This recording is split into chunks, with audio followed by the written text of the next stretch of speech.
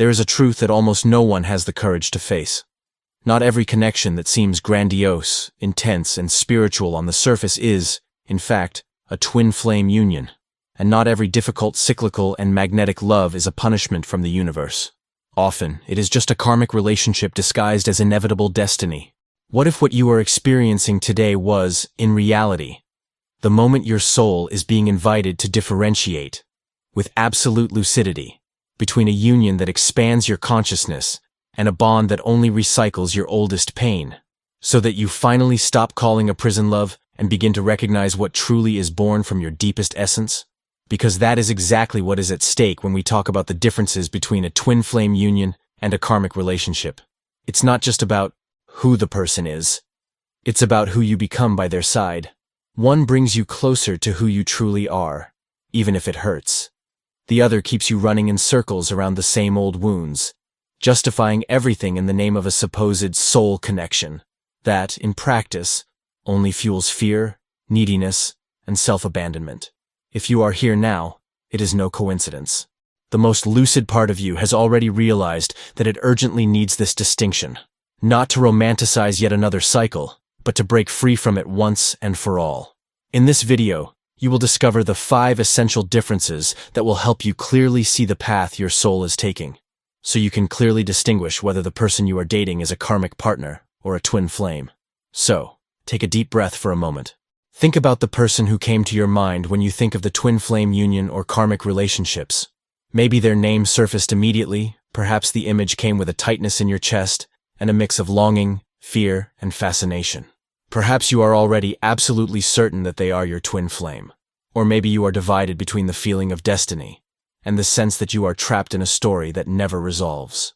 Today, you don't need to force yourself to decide if it is or isn't. What you truly need is to understand the patterns that this connection activates within you. Jung always warned, what emotionally fascinates us the most is often exactly what we need to learn to see with more clarity and not with more fantasy.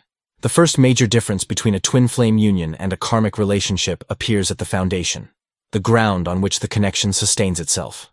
The karmic relationship is almost always born from an open wound. It's as if two people recognize each other, not by the soul's truth, but by the trauma they silently share.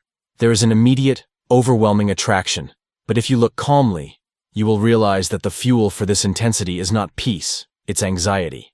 It's not tranquility, it's the fear of losing. It's not expansion, it's a temporary relief for a very old pain that, sooner or later, returns even stronger. With a karmic partner, you frequently feel that you need to prove your worth, compete with ghosts from the past, beg for the bare minimum, and negotiate for emotional crumbs. You live in a constant state of testing. If I do a little more, maybe they will finally wake up. If I erase myself just a little more, maybe this time it will work. With the twin flame, the recognition is equally intense, but the underlying feeling is radically different. There is magnetism, there is vulnerability, there is even fear, but there is above all a silent feeling that you are home, even when everything around is chaotic. This doesn't mean an easy relationship or a fairy tale. It means that, even in the most challenging phases, some deep part of you knows you don't need to fight for space, prove your existence, or beg for love. You don't feel like you need to shrink to fit. On the contrary, you feel that this union is somehow demanding that you become more whole, more honest with yourself, more aligned with your own truth. The discomfort this connection brings is not that of repeated humiliation, it is that of inevitable transformation. It says, if you keep trying to live small, it will hurt too much, because this connection was made for your biggest version, not for your contracted one. Notice how you feel after a meeting, a message, or a conversation. The karmic relationship works like a drug. In the person's presence, a peak of adrenaline, hope, euphoria. In their absence, an emotional desert that feels like it's ripping your skin off from the inside out. You enter a cycle of withdrawal, stalking, waiting for a response, imagining scenarios, creating dialogues in your head, negotiating with the universe. The karmic bond needs this constant up and down to stay alive, because what sustains it is not mature love. It is addiction to instability and attachment to one's own wounds. It may look like a rom-com fantasy, but in practice, it's an emotional loan with extremely high interest that you pay with your self-worth, sanity, and time. With the twin flame, oscillation exists. In fact, the intensity can even be greater. However, over time, instead of feeling drained, you realize that, even after deep crises, something within you reorganizes on a more authentic level. Difficult conversations can hurt, but they leave clarity.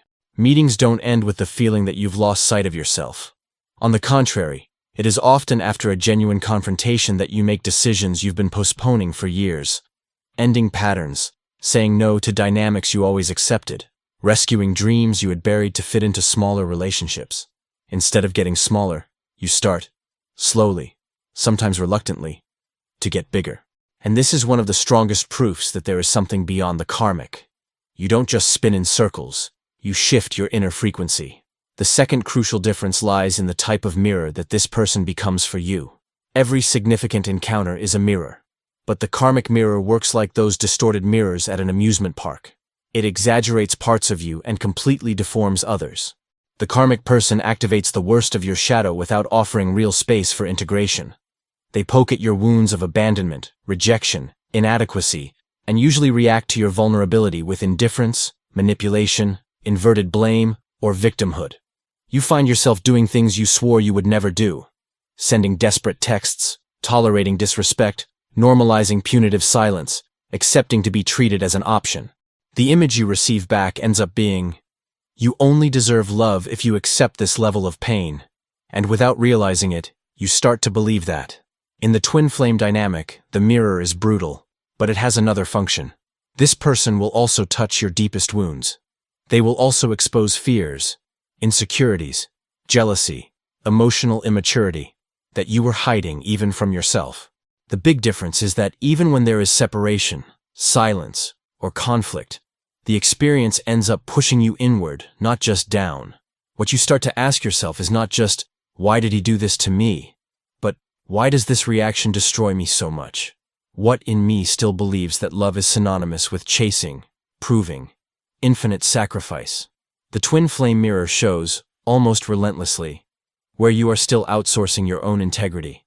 It's as if life is saying, through this person, look here, at the exact point where you abandon yourself. As long as this place within you is handed over to the other, any relationship will repeat the same story. This awareness is painful, but it is liberating. Instead of feeding your fantasy that if they change, everything will be solved, the connection starts to force you to ask yourself who you need to become, regardless of what they do. Do you notice the difference in internal movement?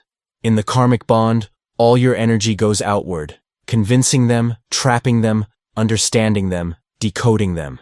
You spend hours and hours of your day inside their head, trying to predict reactions, justifying attitudes, performing emotional gymnastics so as not to lose the little you receive.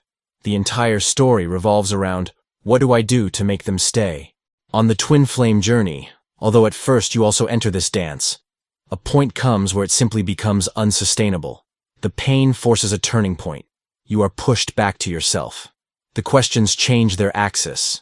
What am I doing to myself to keep accepting this? At what point in my history did I learn that loving always means waiting for the other, even while bleeding? Who would I be if I stopped revolving around this person and started revolving around my own truth? This return inward is not optional. It is a kind of energetic demand of this type of union. The twin flame, ultimately, does not come to fill a void. It comes to expose the void you tried to hide, so you are forced to fill it from within. The third difference clearly appears in the quality of the cycles you live with this person. A karmic relationship is almost always made up of repetitions. It's as if you watch the same episode, with small script variations, 1,000 times. The fight is always about the same theme. Lack of commitment, love triangles, empty promises, disappearances, theatrical returns full of the right words, and almost no real change in behavior.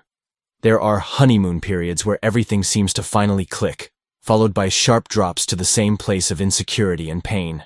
You even try to convince yourself that you are different, but if you are honest with yourself, you know you are not. What changed was only the speech, not the structure. With the twin flame, there are also cycles, and often separations that seem definitive.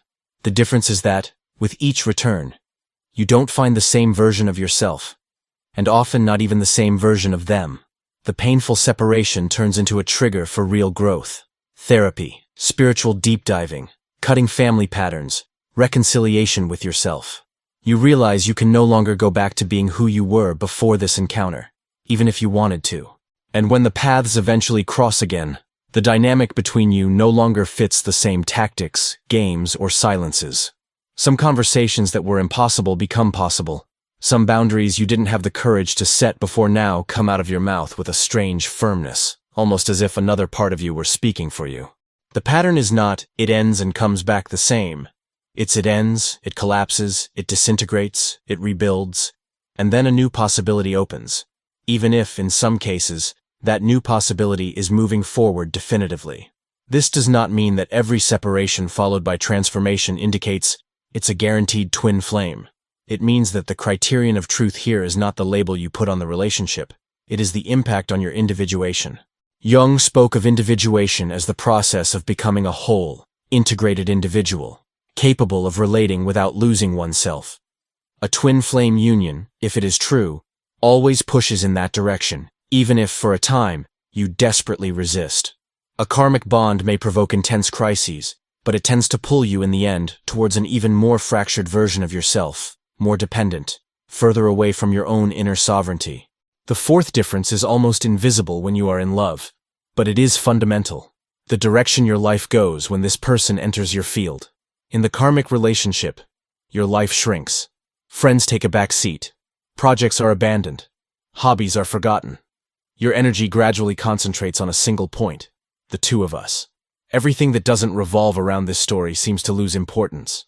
Gradually, you start making decisions not based on what is true for you, but based on what may or may not please, hold, or keep the other close.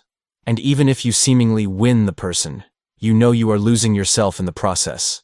The internal cost is always greater than the real benefit. When the connection is on the twin flame level, even if at first you also try to drop everything, the dynamic itself returns you to your life. Often, it is the forced separation that does this. The person vanishes, distances themselves, retreats, and what could throw you into an endless hole ends up becoming a turning point because in that silence you didn't choose, you are pushed to ask, and now, what do I do with my energy? It is at this point that, instead of seeking substitutes to plug the hole, another relationship, empty distractions, you begin to relate differently with yourself. You reconnect with creative work, with your body, with spirituality, with genuine friendships. Not as an attempt to provoke jealousy or look good on social media, but because you start to feel, even timidly, that there is a life of yours that can no longer remain frozen waiting for anyone. Notice how the universe responds to this. In karmic dynamics, the more you annul yourself, the more life seems to shrink with you. Opportunities stall, energy vanishes, your vitality decreases. It's as if, by insisting on a path where you lose sight of yourself, reality itself becomes heavy, dense, without flow. But when you start choosing yourself genuinely, not as a strategy, but as an internal decision, a strange thing happens. Doors begin to open that hadn't moved for years. New people appear. Unexpected professional paths emerge. Your intuition becomes sharper. This is not punishment or reward in relation to the other. It is a direct consequence of who, or what, you decided to align with. True soul relationships, including twin flames, will never ask for the sacrifice of your essence as currency. Karmic bonds, on the other hand, almost always demand this bill, either me or you. And if you choose the other too many times in a row, you inevitably end up losing yourself.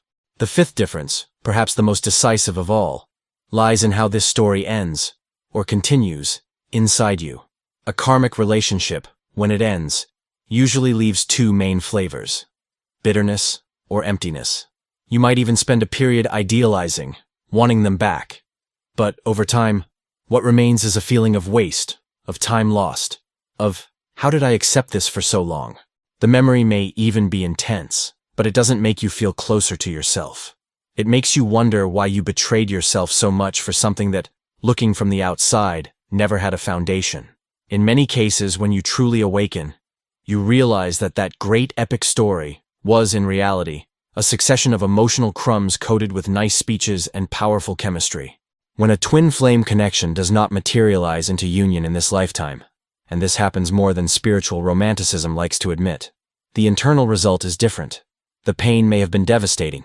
The The separation may have literally felt like the end of the world, but after the dust settles, you realize that you are no longer the same person. There are wounds, yes, but there are also emotional, spiritual, and human competencies that you simply wouldn't have developed otherwise. The capacity to love without possessing, the courage to sustain your own truth even when everything outside screamed the opposite, the humility to look at your own shadow without destroying yourself, the clarity to never confuse intensity with healthy love again. That's why, from the deepest perspective, the true difference between a twin flame union and a karmic relationship is not the label you put on the other, it is the effect this bond produces on who you become. If after everything, you are more whole, more conscious, more aligned with your own soul, even if the story between you was chaotic, even if the ending was not what you wanted, there is a component of awakening there that goes far beyond the ordinary. If, on the other hand, all this story leaves you with is exhaustion, reduction, cynicism, the need to numb yourself to keep going, then no matter how grand it seems, perhaps it is only the most sophisticated repetition of something your system already knows very well. Old pain, dressed up as new love. And here a delicate but necessary point comes in. Your mind may desperately want to put the twin flame stamp on a karmic relationship so as not to have to face the reality that you need to let it go. Because if it's just karmic, you also need to admit that you could have left earlier, that you saw signs and ignored them, that you actively participated in maintaining a cycle that was slowly destroying you. But if it's twin flame, everything gains a varnish of unquestionable destiny. I couldn't do anything. It was written. That is comfortable for the ego, but it is a deviation from true spiritual responsibility.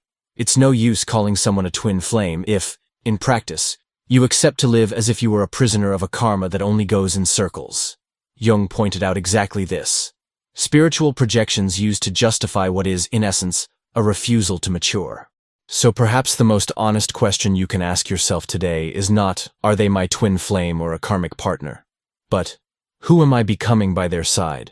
Do you feel authorized to be who you truly are, with your light and your shadow?